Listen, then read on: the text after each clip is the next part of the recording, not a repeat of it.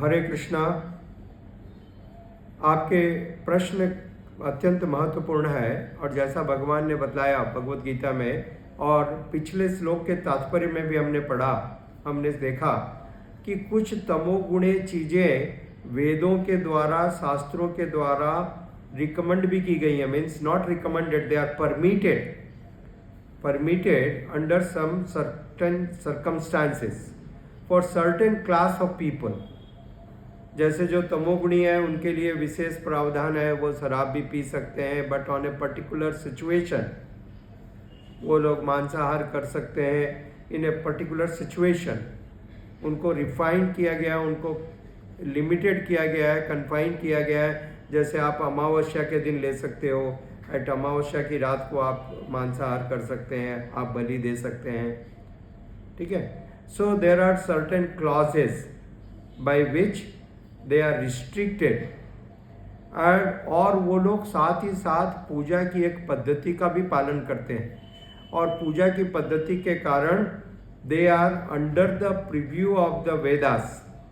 So gradually they make progress. वो तमोगुण से धीरे धीरे रजोगुण और रजोगुण से धीरे धीरे with gradually they will be upgraded to सतोगुण and then they will continue their journey further. But आज जो हो रहा है वो पूरी तरह से अनरिस्ट्रिक्टेड है। जैसे रिस्ट्रिक्टेड का मतलब, जैसे आपका बच्चा मान लो वो पढ़ाई नहीं कर रहा है, your daughter is not studying, then you are saying, oh no, okay, you study well, complete your homework, I will take you to the park or I will give you one Cadbury chocolate because she likes chocolate. So it is not that you are promoting chocolate, but to encourage her to complete her homework, you are giving a chocolate out of the way, right? तो उसी प्रकार से शास्त्र में कहीं कहीं पर अब जो समस्या है वो समस्या यह है कि ये लोग अनियंत्रित हैं। इन्होंने सारे शास्त्र के निदर्शनों को, all the instructions they have set aside, उसकी वो बात भी करने के लिए तैयार नहीं है, ठीक है। अब वो बेलगाम घोड़े के जैसे हो गए हैं, अनकंट्रोल्ड कंप्लीटली। तो जो बेलगाम घोड़ा है वो क्या करेगा? वो किसी प्रकार के किसी भी उपयोग में नहीं आ सकता है। Even if is strong, but it will cause more and more destruction. If it has some type of some sort of control, then there could be some uses, even though he has the bad habits, right?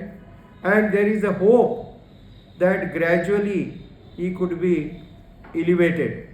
धीरे धीरे सने सने उसकी प्रगति हो, उसके दुर्गुण धीरे धीरे दूर हो जाएंगे, क्योंकि वो शास्त्रों को मान रहा है, इज एक्सेप्टिंग।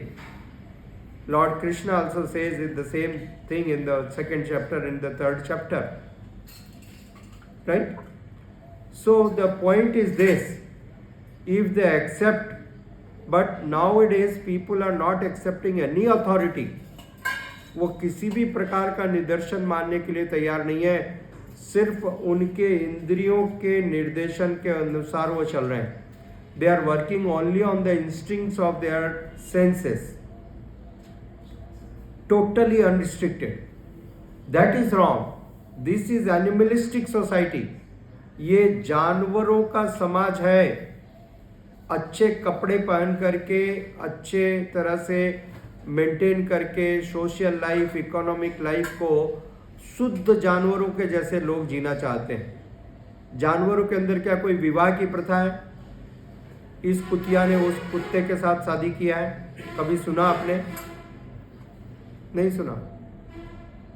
जानवरों में कोई नियम है कि आज संभोग करना है, कल नहीं करना है? नहीं है। जानवरों में कोई नियम होता है, क्या खाना है, कहीं पर खाना है, नहीं खाना है, कब खाना है? No, no rules, no restriction, no consideration also,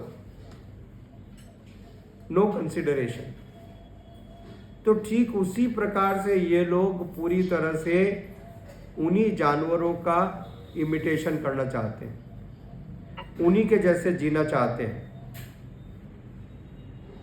So this is wrong. Then the social structure will be completely ruined. आज जो भारतवर्ष में सबसे बड़ी धरोहर है, इस बात को समझने का प्रयास कीजिएगा कि भारत देश में एक सोशल स्ट्रक्चर है, फैमिली नाम की एक चीज है, आज भी कुछ हद तक बची हुई है। Family, she is my wife, he is my husband, he is my son, he is my daughter, and there is some commitment towards them to some extent. ये लोग उसको पूरी तरह से समाप्त कर देना चाहते हैं। आधुनिकता के नाम पर इसको पूरी तरह से समाप्त कर दो। कौन किसकी पत्नी, कौन किसका पति, कौन किसका पुत्र, कौन किसकी बेटी, कौन किसका बाप। ये नहीं कि आध्यात्मिक ज्ञान के आधार पे हम भी ये बात करते हैं कौन किसकी बेटी, अरे पिता हो तो ठीक है, हिरण्यकशिपु भी पिता थे, भरत महाराज की कैकेयी भी माँ थी। We also talk this, but we are not going out of that. We are trying to refine our understanding under the preview of scriptures. ठीक है, परंतु इन लोगों ने क्या किया, पूरी तरह से उसको नष्ट कर दिया, उसको निगेट कर दिया। That is wrong. और यदि ये एक बार सोशल स्ट्रक्चर समाप्त हो गया तो क्या परिणाम होगा, सोचो आप। जो मैं 2 दिन पहले बता रहा था कि ये जो सीरियल्स हैं, ये सीरियल्स का क्या परिणाम हो रहा है, ये सोशल स्ट्रक्चर को, फैमिली स्ट्रक्चर को पूरी तरह से समाप्त कर दे रहे हैं।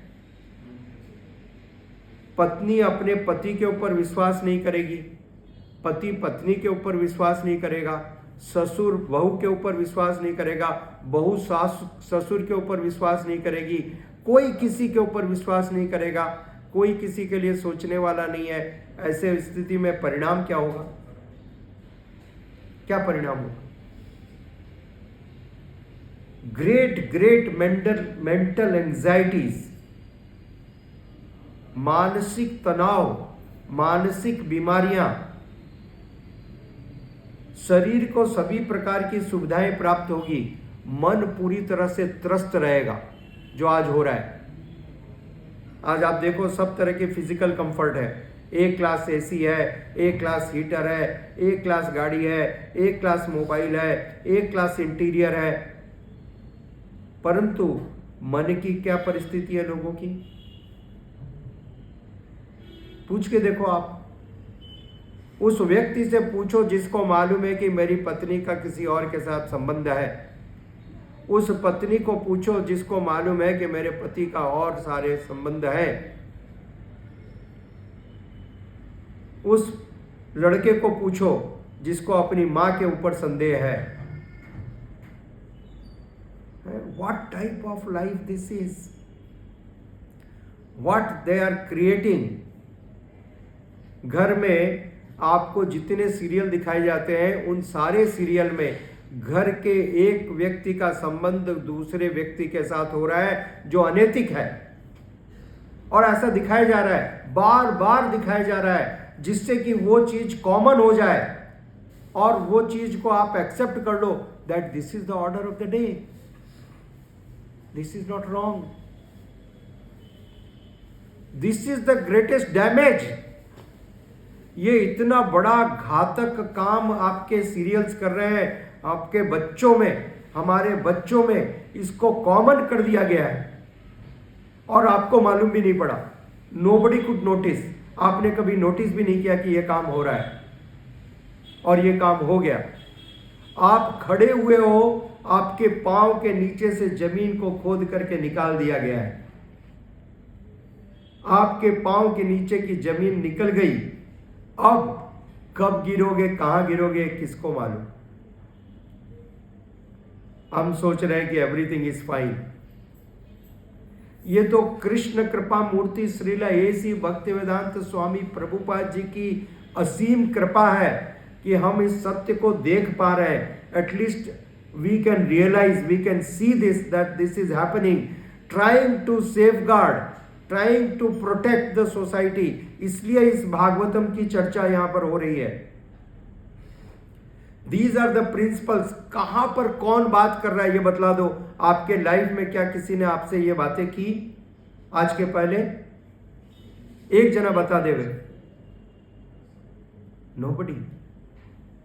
कोई यदि बात करता है तो लोग उसको पागल, मेंटल समझते हैं, जैसा आप लोग मेरे को समझते हो. ठीक है. But this is so important. इसके ऊपर हमारा पूरा जीवन, पूरा भविष्य, पूरा समाज टिका हुआ है इसके ऊपर. और ये तब तक ही प्रोटेक्टेड रहेगा जब तक हम इन सिद्धांतों की रक्षा करेंगे. लोग बोल देते हैं धर्मो रक्षति रक्षता, पॉलिटिकल लीडर के जैसे, एक ग्रेट फिलोसफर के जैसे बोल देते हैं. क्या उनको इस शब्द का अर्थ मालूम है? क्या अर्थ मालूम है? नहीं मालूम. पहले इस धर्म की रक्षा करना सीखिए. धर्म की रक्षा करना मतलब उसके सिद्धांतों का पालन करना, जैसे परीक्षित महाराज ने किया. सिद्धांतों की रक्षा कटिबद्धता के साथ की. He was committed to protect those principles. He did that. He re-established the lost legs of dharma. Right? That is exemplary. That we all need to do jointly. And Srila Prabhupada के जो purport है in this verse number 43, that is very relevant to your question. We will be discussing it. So we should try our best. जैसा शिला प्रभुपाद जी ने कहा कि बारिश हो रही है तो कम से कम हम छाता तो रखेंगे. हम तो अपने आप को बचाने का प्रयास करेंगे. यू कांट से अरे इतनी घोर बारिश हो रही है, क्या फायदा, सब तो भीग ही जाने वाला है. सब तो भीगने वाला है. नहीं, हम प्रयास करेंगे. और आज हम वो प्रयास कर रहे हैं. By discussing this Srimad Bhagavatam, by creating a next batch of soldiers, जो लोग इस श्रीमद् भागवतम के दिव्य संदेश को लोगों तक बात करेंगे और ज़्यादा लोगों तक पहुंचाएंगे. आज आपने देखा विजय लक्ष्मी बलीजा माता ने क्लास की. She spoke. Could you imagine she will be speaking like this 3 years ago or 5 years ago? Could you imagine? Now her consciousness is changed. She is a different person. The priorities are changed. The mindset is changed. Krishna has entered. और ये कैसे हुआ? By discussing these topics regularly.